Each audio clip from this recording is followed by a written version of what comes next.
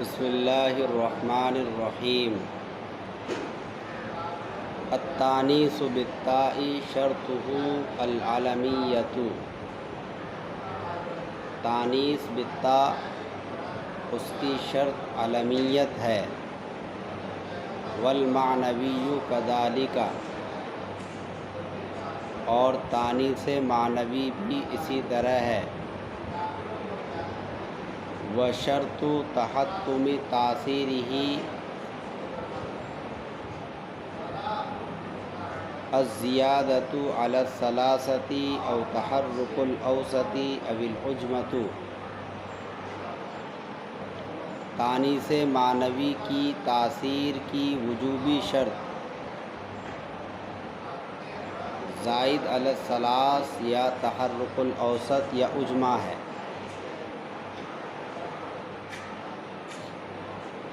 یہاں سے مصنف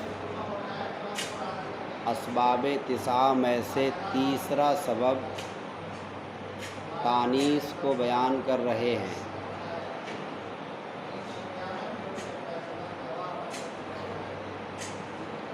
تانیث کی اولاً دو قسمیں ہیں، تانیث لفظی، تانیث معنوی۔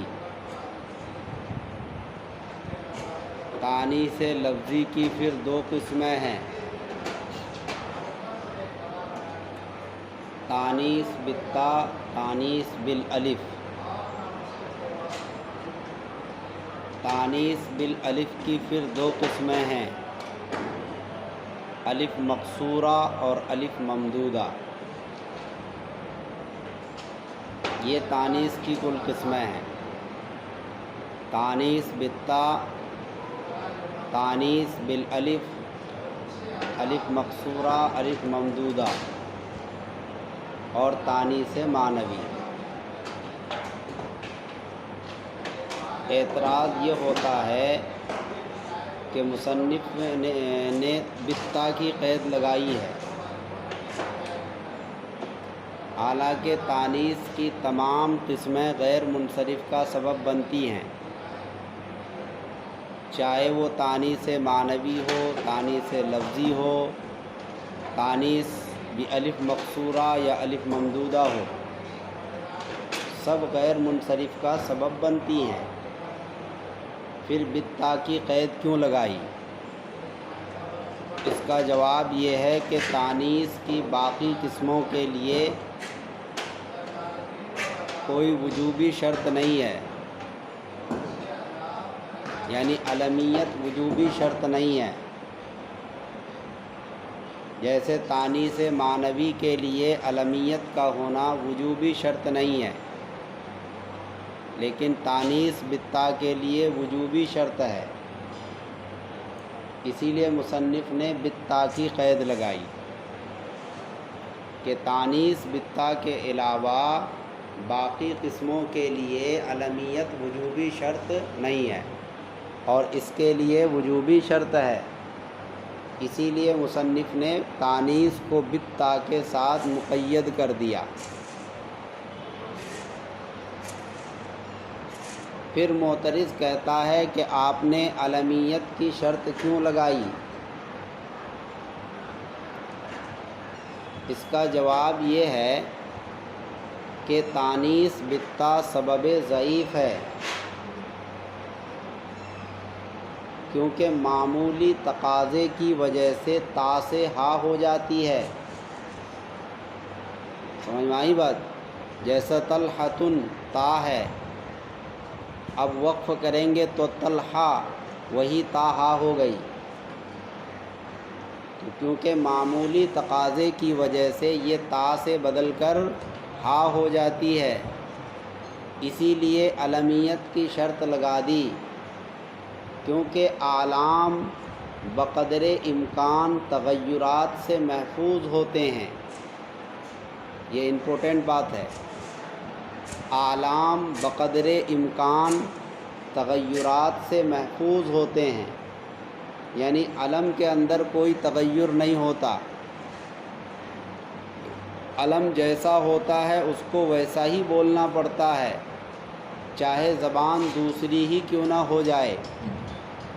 آئی بات سمجھ میں؟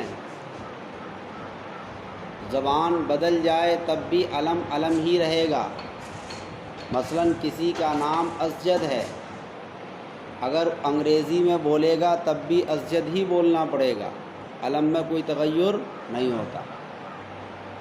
ہندی میں بولے گا تب بھی اسجد ہی بولے گا، بنگلہ میں بولے گا تب بھی اسجد ہی بولے گا، اور عربی میں بولے گا تب بھی اسجد ہی بولے گا۔ گویا کہ علم کے اندر کوئی تغیر نہیں ہوتا، تو علمیت کی شرط اسی لیے لگا دی تاکہ اس کے اندر کوئی تغیر نہ ہو۔ دوسری بات یہ ہے کہ علم کا درجہ وضع ثانی کا ہوتا ہے، جس کی وجہ سے اس میں تغیر کا امکان ختم ہو جاتا ہے۔ وضع ثانی کا مطلب 2 مرتبہ وضع کرنا، ایک مرتبہ واضح نے لفظ کو وضع کیا، دوسری مرتبہ اس لفظ سے کسی کا نام رکھ دیا تو یہ دوسری مرتبہ وضع ہوا۔ مثلا لفظ طلحہ ہی کو ایک بار اہل لغت نے وضع کیا ہوگا اس لفظ کو، پھر بعد میں کسی نے اپنے لڑکے کا نام رکھا تو یہ وضع ثانی ہے۔ تو جب ڈبل وضع ہو گئی تو اس میں اور زیادہ تغیر کا امکان نہیں رہا۔ آئی بات سمجھ میں؟ اس کے بعد مصنف نے کہا والمعنوی کذالک، یعنی تانیث معنوی بھی اسی طرح ہے۔ کس طرح؟ تانیث بالتا کی طرح، یعنی تانیث بالتا کے لیے جس طرح علمیت شرط ہے، ایسے ہی تانیث معنوی کے لیے بھی علمیت شرط ہے۔ آئی بات سمجھ میں؟ معترض کہتا ہے کہ آپ نے جگہ جگہ یہ فرمایا کہ ہم اختصار کے در پہ ہیں، یعنی ہم کتاب کو مختصر کرنا چاہتے ہیں، کیونکہ قافیہ جو ہے مفصل سے مختصر ہے۔ علامہ زمخشری کی کتاب مفصل تھی، وہ بہت بڑی کتاب تھی، اس میں بہت سارے مسائل تھے، صرف کے مسائل بھی اسی میں تھے اور نحو کے بھی تھے۔ تو ابن حاجب علیہ الرحمہ نے اس مفصل کتاب سے نحو کے اہم مسائل کو لے کر الگ کتاب بنائی جس کا نام رکھا قافیہ۔ یہ مختصر ہے۔ جب آپ اختصار کے در پہ ہیں تو آپ کو یوں کہنا چاہیے التانیث بالتاء والمعنوی شرطہما العلمیۃ، التانیث بالتاء والمعنوی شرطہما العلمیۃ، اس طرح کہہ دیتے کہ ان دونوں کی شرط علمیت ہے۔ آئی بات سمجھ میں؟ تو یہ لفظ کذالک لانے کی ضرورت نہ پڑتی اور عبارت مختصر بھی ہو جاتی۔ کیا کہتے؟ التانیث بالتاء والمعنوی شرطہما العلمیۃ، ان دونوں کی شرط کیا ہے؟ علمیت۔ تو مصنف اس کا جواب دیتے ہیں کہ بھئی ہم نے جو کہا والمعنوی کذالک، یہ ہم نے شوق میں نہیں کہا، بلکہ اس طرح کہنے کا کچھ نہ کچھ مقصد ہے، اور مقصد یہ ہے کہ تانیث بالتا کے لیے بھی علمیت شرط ہے اور تانیث معنوی کے لیے بھی علمیت شرط ہے، مگر تھوڑا سا فرق ہے۔ فرق یہ ہے کہ تانیث بالتا کے لیے علمیت وجوباً شرط ہے اور تانیث معنوی کے لیے جوازاً شرط ہے۔ اگر اس انداز سے کہتے جو آپ نے بتایا التانیث بالتاء والمعنوی شرطہما العلمیہ، آئی بات سمجھ میں؟ تو اس صورت میں ایسا لگتا جیسے علمیت دونوں کے لیے وجوبی شرط ہے، اور اس طرح سے کچھ نہ کچھ فرق ہو گیا، اس انداز سے کہنے سے کچھ نہ کچھ فرق ہو گیا۔ تو مقصد ہے وجوباً اور جوازاً کے درمیان فرق پیدا کرنا۔ یہ بات ہو گئی۔ اس کے بعد وشرط تحتم تاثیرہ، تانیث معنوی کے تاثیر کی وجوبی شرط، تانیث معنوی کے لیے جوازی شرط کیا ہے؟ علمیت کا ہونا تانیث معنوی کے لیے وجوبی شرط بھی ہے، اور یہ وجوبی شرط علی سبیل منع الخلو ہے۔ کیا ہے؟ علی سبیل منع الخلو کا مطلب یہ ہے کہ خالی ہونا منع ہے، تین میں سے کوئی ایک ہو ہر حال میں، تینوں ہی نہ ہوں یہ نہیں۔ سمجھ میں آئی بات؟ خالی ہونے کے ممنوع ہونے کے طریقے پر، یعنی تینوں نہیں ہوں گے تو کیا ہو جائے گا؟ خالی ہو جائے گا۔ تو علی سبیل منع الخلو یہ منطق کی اصطلاح ہے۔ آئی بات سمجھ میں؟ آسان منطق کے اندر بھی یہ بات آئی ہے۔ کیا ہے وہ؟ نمبر 1 زائد علی الثلاث ہو، نمبر 2 متحرک الاوسط ہو، نمبر 3 اجمع ہو۔ یہ تانیث معنوی کی وجوبی شرط ہے کہ ان تین میں سے کوئی ایک ہو۔ آئی بات سمجھ میں؟ معترض کہتا ہے کہ آپ نے تانیث معنوی کے لیے یہ تین شرطیں کیوں لگائی؟ اس کا جواب یہ ہے کہ غیر منصرف پڑھا جاتا ہے ثقل کی وجہ سے، غیر منصرف پڑھا جاتا ہے ثقل کی وجہ سے، یعنی لفظ ثقیل ہو جائے، اس کی ادائیگی میں دشواری ہو تو اہل عرب اس میں تبدیلی کر دیتے ہیں۔ جیسے عمرا، عمر میں آخر میں کسرہ نہیں دیتے، کیونکہ کسرہ دینے میں اہل عرب کو ثقل محسوس ہوتا ہے، اس لیے اس کو انہوں نے غیر منصرف بنا دیا۔ تو جہاں جہاں بھی ثقل محسوس ہوگا وہاں کیا کریں گے؟ غیر منصرف بنا دیں گے۔ تو غیر منصرف پڑھا جاتا ہے ثقل ہی کی وجہ سے، اور ان تینوں کے اندر ثقل ہے۔ کیوں؟ کیونکہ 3 حرفی کے مقابلے میں 4 حرفی ثقیل ہوتا ہے، 4 حرفی زائد علی الثلاث۔ اسی طرح متحرک الاوسط، ساکن الاوسط کے مقابلے میں متحرک الاوسط ثقیل ہوتا ہے۔ ساکن الاوسط آسان ہے لیکن متحرک الاوسط ثقیل ہے۔ اسی طریقے سے عربی لفظ کے مقابلے میں عجمی لفظ ثقیل ہوتا ہے۔ آئی بات سمجھ میں؟ تو چونکہ ان تینوں کے اندر ثقل موجود ہے اس لیے مصنف نے ان تینوں کی شرط لگائی۔ اس کے بعد آگے کہا فَهِنْدٌ يَجُوزُ صَرْفُهُ، چنانچہ ہندن اس کا منصرف پڑھنا جائز ہے، یعنی ہندن کو منصرف اور غیر منصرف دونوں پڑھ سکتے ہیں۔ ہندن کو منصرف اس لیے پڑھ سکتے ہیں کیونکہ ہندن جو ہے تانیث معنوی ہے، اور تانیث معنوی کی 2 شرطیں ہیں، ایک وجوبی اور ایک جوازی۔ جوازی شرط کیا ہے؟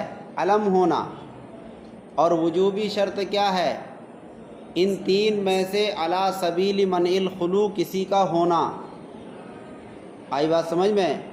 تو تانیث معنوی کی وجوبی شرط زائد علی الثلاث، متحرک الاوسط اور اجمع میں سے کوئی شرط اس میں نہیں ہے۔ ہندن زائد علی الثلاث نہیں ہے، 4 حرفی نہیں ہے، یہ متحرک الاوسط بھی نہیں ہے، نون ساکن ہے۔ اسی طریقے سے یہ اجمع بھی نہیں ہے۔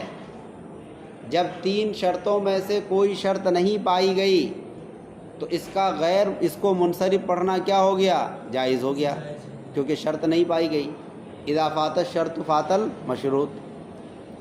اور اس کو غیر منصرف بھی پڑھ سکتے ہیں 2 سبب کی وجہ سے، تانیث معنوی اور علم کی وجہ سے۔ کس کی وجہ سے؟ تانیث معنوی اور علم کی وجہ سے۔ اور سب ٹھیک ہے؟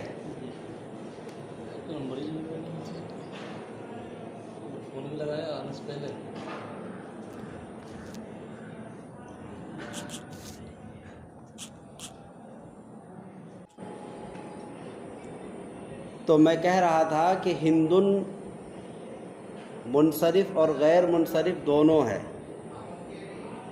غیر منصرف اس لیے ہے کہ تانیث معنوی اور علم ہے، اور منصرف اس لیے ہے کیونکہ تانیث معنوی کی شرط نہیں پائی گئی۔ تانیث معنوی کی شرط زائد علی الثلاث، متحرک الاوسط اور عجمہ میں سے کوئی شرط نہیں پائی گئی، اس لیے کیا ہے؟ ارے منصرف ہے، اس لیے کہا یجوز صرف، اس کا منصرف پڑھنا جائز ہے۔ تو غیر منصرف کے لیے دو سبب چاہیے، دو سبب ہیں، تانیث معنوی اور علم۔ اگرچہ علم جوازی شرط ہے مگر شرط تو ہے، لہذا اس کی وجہ سے غیر منصرف پڑھ سکتے ہیں۔ وزینب، اور زینب یہ بھی تانیث معنوی کی مثال ہے، مگر یہ مثال ہے تانیث معنوی کی وجوبی شرطوں میں سے پہلی شرط کی، اور وہ کیا ہے؟ زائد علی الثلاث۔ تو زینب زائد علی الثلاث ہے اور تانیث معنوی ہے، لہذا کیا ہوگا؟ غیر منصرف۔ اور سقر یہ بھی تانیث معنوی کی مثال ہے، مگر تانیث معنوی کی وجوبی شرط تین میں سے جو دوسری شرط ہے متحرک الاوسط ہونا، سقر کے اندر قاف متحرک ہے، تو تانیث معنوی کی وجوبی شرط میں سے دوسری شرط پائی گئی، تو علم اور تانیث معنوی، اور تانیث معنوی کی وجوبی شرط کیا ہے؟ متحرک الاوسط، یہ بھی پائی گئی، لہذا یہ غیر منصرف۔ ماں اور جور یہ دونوں اجمی لفظ ہیں، یہ دونوں کیا ہیں؟ اجمی لفظ ہیں، یہ بھی تانیث معنوی ہے۔ آئی بات سمجھ میں؟ یہ شہر کے نام ہے، ماں الگ شہر کا نام ہے اور جور یہ الگ شہر کا نام ہے، سمجھ میں آئی بات؟ تو علم بھی ہے، اور تانیث معنوی کی وجوبی شرط میں سے تیسری شرط عجمہ، یہ شرط پائی گئی، اس لیے یہ کلمہ بھی غیر منصرف ہوگا۔ اس لیے آگے مصنف نے کہا ممتنعن، یہ سب کے سب غیر منصرف ہیں۔ ممتنعن کا مطلب ممتنعن صرفہ، سمجھ میں آئی بات؟ ممتنعن ممتنع صرفہ، ان کا منصرف پڑھنا ممنوع ہے۔ آئی بات سمجھ میں؟ جب منصرف پڑھنا ممنوع ہوگا تو کیا ہوگا؟ غیر منصرف ہوگا، یہ ہے۔ فَإِن سُمِّيَ بِهِ مُذَكَّرٌ فَشَرْطُهُ الزِّيَادَةُ عَلَى الثَّلَاثَةِ۔ اب یہاں سے ایک دوسری بات بتا رہے ہیں۔ دوسری بات یہ ہے کہ تانیث معنوی یہ جو ہے سبب ضعیف ہے، کیونکہ اس میں علامت تانیث لفظوں میں نہیں ہوتا ہے۔ تانیث معنوی میں علامت تانیث، اس میں علامت تانیث لفظوں میں نہیں ہے۔ تانیث بالتا کے اندر جیسے طلحہ، یہاں علامت تانیث تا لفظوں میں ہے، اور یہ علامت تانیث جو ہے تانیث معنوی میں لفظوں میں نہیں ہے، تو یہ سبب ضعیف ہے اس کے مقابلے میں، کیونکہ وہاں علامت تانیث لفظوں میں ہے، اس میں نہیں۔ اگر تانیث معنوی کسی مذکر کا نام رکھ دیا جائے تو اس کے اندر اور زیادہ ضعف آ جائے گا، کیونکہ پہلے ہی سے یہ ضعیف ہے، اور کسی مذکر کا نام رکھ دیا گیا تو گویا کہ ایسا ہو جائے گا جیسے اس کے اندر سے تانیث ختم ہی ہو گئی۔ تو اب غیر منصرف بننے کے لیے ضروری ہے کہ وہ زائد علی الثلاث ہو۔ کیا ہو؟ یعنی یہ جو تین شرطیں ہیں ان تین شرطوں میں سے پہلی شرط ہو، متحرک الاوسط اور عجمہ کا اعتبار نہیں ہوگا، زائد علی الثلاث کا اعتبار ہوگا۔ کیوں؟ کیونکہ جب چار حرفی کلمہ ہوگا تو چوتھا حرف یہ تانیث کے قائم مقام سمجھا جائے گا، اور متحرک الاوسط یا عجمہ کے اندر یہ بات نہیں ہے کہ چوتھا حرف تانیث کے قائم مقام مانا جائے، سمجھ میں آئی بات؟ متحرک الاوسط میں جیسے سقر ہے، یہ تو چار حرفی ہے ہی نہیں، عجمہ ماں ہے، یہ بھی 4 حرفی نہیں ہے، تو اس میں ضروری نہیں کہ 4 حرفی ہو اور چوتھا حرف کیا ہو، تانیث کے قائم مقام ہو۔ تو جب تانیث معنوی کسی مذکر کا نام رکھ دیا جائے گا تو اس صورت میں شرط یہ ہے کہ وہ زائد علی الثلاث ہو۔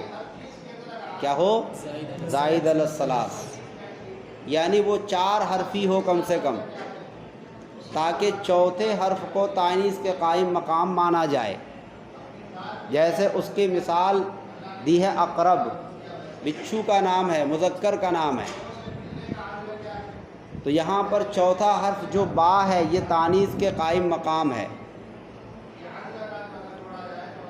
رہا یہ مسئلہ، اور اس کے بالمقابل قدم ہے، قدم پیر کو کہتے ہیں، یہ بھی تانیث معنوی ہے، مگر چونکہ چوتھا حرف یہاں نہیں ہے اس لیے اس کو منصرف پڑھیں گے، حالانکہ تانیث معنوی ہے اور علم بھی ہے، مگر چوتھا حرف تانیث کے قائم مقام نہیں، چوتھا حرف ہے ہی نہیں، شرط نہیں پائی گئی۔ جب شرط نہیں پائی گئی تو اس کو کیا پڑھیں گے؟ منصرف۔ اب سوال یہ ہے کہ یہ کیسے پتہ چلے گا کہ چوتھا حرف تانیث کے قائم مقام ہے یا نہیں؟ تو اس کا پتہ چلے گا تصغیر سے۔ کس سے پتہ چلے گا؟ تصغیر سے۔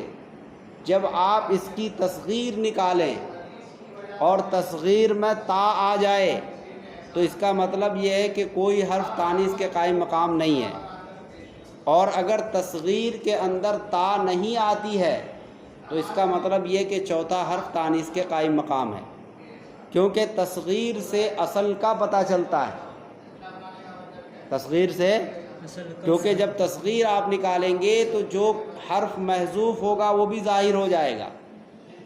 لہذا قدم کی تصغیر ہے قدیمتن، فاعل کے وزن پر تصغیر آتی ہے، تو قدم کی تصغیر کیا ہوگی؟ قدیمتن۔ تو دیکھو اس کی تصغیر کے اندر تا آ گئی، جب تا آ گئی تو اصل حرف آ گیا، جب اصل حرف آ گیا تو اس کا کوئی قائم مقام نہیں ہوگا، اصل تو ہے یہاں۔